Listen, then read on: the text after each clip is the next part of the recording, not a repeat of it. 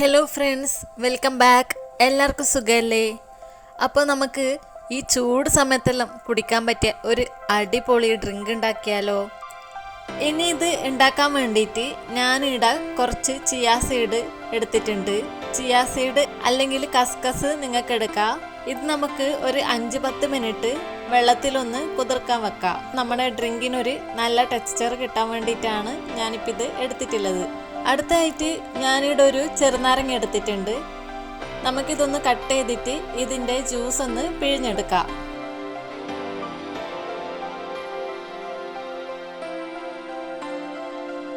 അതിനുശേഷം ഞാനിതാ ഒരു ഓറഞ്ച് എടുക്കുന്നുണ്ട്. ഇനി നമുക്കിതിൻ്റെ തൊലിയിലൊന്ന് കളഞ്ഞെടുക്കാം. ഞാനിപ്പം ഈ ഓറഞ്ച് മുഴുവനായിട്ടും എടുക്കുന്നില്ല. ഇതിൻ്റെ ഒരു 4 അല്ലി മാത്രമേ ഞാനിപ്പം ഈ ജ്യൂസ് അടിക്കാൻ വേണ്ടിയിട്ട് എടുക്കുന്നുള്ളൂ. ഇനി ഇതിൻ്റെ കുരുവെല്ലാം കളഞ്ഞിട്ടൊന്ന് നമുക്ക് മാറ്റിയെടുക്കാം. കുരുവോടെ ഈ ജ്യൂസ് അടിച്ചാൽ നമ്മളെ ജ്യൂസിന് ഒരു കയ്പ്പ് ടേസ്റ്റ് ഉണ്ടാവും. ഇനി നമുക്ക് ജ്യൂസ് ഉണ്ടാക്കാൻ പോവാം. അപ്പോൾ ഒരു മിക്സിൻ്റെ ജാറിലേക്ക് നമുക്ക് നേരത്തെ പിഴിഞ്ഞു വെച്ച ചെറുനാരങ്ങ നീരും അതുപോലെ തന്നെ ഓറഞ്ചും ഇട്ടുകൊടുക്കാം. അതിനുശേഷം ഇതിലേക്ക് കുറച്ച് പുതിനയിലയും കൂടി ഇട്ടുകൊടുക്കുന്നുണ്ട്. പുതിനയില കൂടിപ്പോവണ്ട, കുറച്ച് മാത്രം ഇട്ടാൽ മതി. നല്ലൊരു ഫ്ലേവർ കിട്ടാനാണ് പുതിനയിലയും കൂടി ഇട്ട് കൊടുക്കുന്നത്. ഇനി നമുക്ക് ഇതിലേക്ക് മധുരത്തിന് ആവശ്യമായിട്ട് ഞാനിവിടെ തേനാണ് ഒഴിച്ചു കൊടുക്കുന്നത്. 2 ടേബിൾ സ്പൂൺ തേനാണ് ഞാനിപ്പോൾ ഇവിടെ ഒഴിച്ചു കൊടുക്കുന്നത്.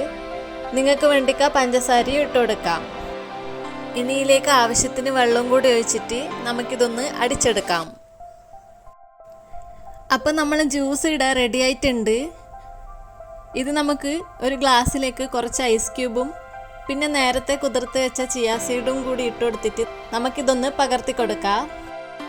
ഇതാ നേരത്തെ മുറിച്ച് വെച്ച ഈ പച്ചമുളകും ഞാൻ ഇതിൽ ഇട്ട് കൊടുക്കുന്നുണ്ട്.